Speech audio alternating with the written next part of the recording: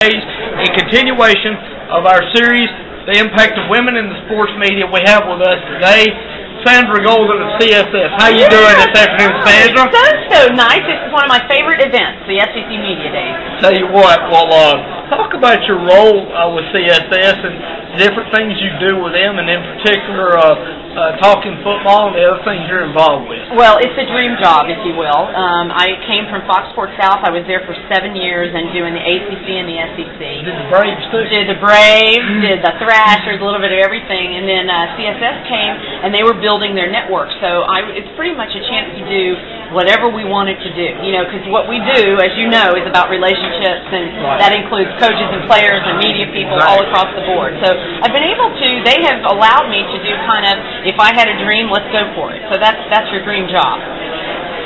We'll talk about the show that you're on CSS and being with all the guys. And it's a great show, and just talk about the experience. You're awesome. Well, Sports Night is on, and this is, I believe, their 6th year. I've been a part of them for 4 years. And it's quite the fraternity that they let me on. You know, I kind of am like the kid sister they never wanted.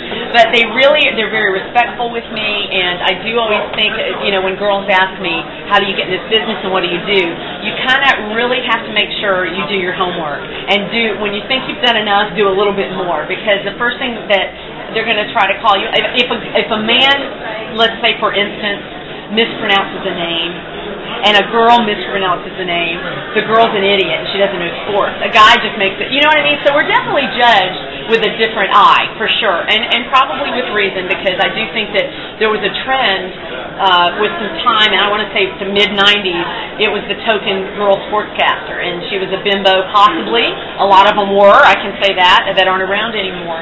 But the ones that have stuck around, and y'all know who I'm talking about, you're laughing now, the ones that have stuck around are absolutely able to do their thing, and have stuck around, and being the veteran and doing your business right. Well, in continuation of what you just said, being an attractive woman in the sports media that you are, do you often feel like sometimes that people may be prejudging you and looking at you in just a physical sense and not realizing that, hey, she really knows her stuff, she's qualified, she's as good as anybody else? I mean, do you often feel that perception that maybe people look at you and they say, well, she just got hired because she's an attractive female or whatnot? That's sweet of you to say that. And, I mean, probably some will say that based on, you know, and I can go as far as to say African Americans or a female, you're a minority. So the business that we're in is also looking for a minority. So do I think I got my job because I'm a female? Sometimes, absolutely yes, because you need to fill a role, which is how they do it on an anchor desk, is they need a brunette along with a blonde guy. That's how we're all cast, believe it or not. But I definitely just think that, you know, if you're prejudged, prove them wrong or prove them right. Either way, just do your homework and make sure that you've got your, you know more than everybody in the room, or at least have yourself prepared to know more than the next person. Well, you're in Atlanta. It's a great sports town. Really? They have all the pro teams, hockey, baseball, football, basketball. Talk about being in Atlanta. Talk about what kind of sports town it is, and I'm sure you get to go to a lot of the games. Just when pop into the NHL games. Well, like I said before, it's a dream job. And when I first started in 1994, I made a list of where I wanted to end up. And I'm from the South, so I said my goal was Atlanta. That was the largest market. So lo and behold, in 1997, I landed in Atlanta. It is the greatest city. Yeah, Thrasher fan. I'm a big hockey fan, a big Braves fan. I'm a homer at heart. I'll say it to the this is biased journalism. If you're looking for unbiased, don't come here. I'm a fan first, and I think that when people watch, they want to watch fans. I don't know that we watch TV different nowadays than we used to 10 years ago. We watch the YouTube, we watch all this. We watch it as a fan. I'm sorry. I know most news directors probably don't want to hear that, but I believe we watch TV as a fan. So I like to report it as a fan. So.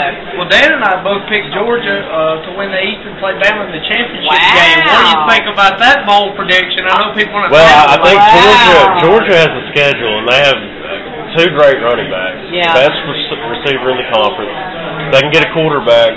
They have the easiest schedule of the other SEC East teams. Yeah, I think that Georgia people are going to love you for saying that. I just think that Florida Gators, and I just spoke to a few of their players today. They got a different look about them. They don't like not being king of the hill.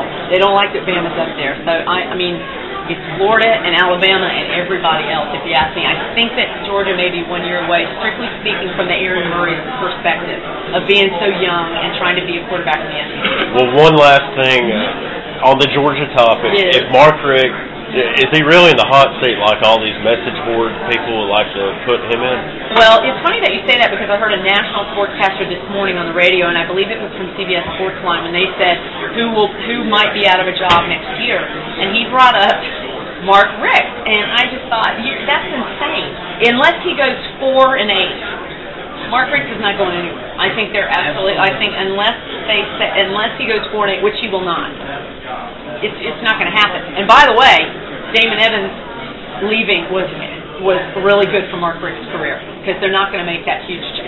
That's insane. Anybody who says that's ridiculous, they don't know anything about the great coach. I agree. Hey, we picked him to win the East, so we're. And let's talk. He was from Florida State. First of all, he's the offensive coordinator because that's where I went. So there you go. There you go. There you go. All right. Stop. Right.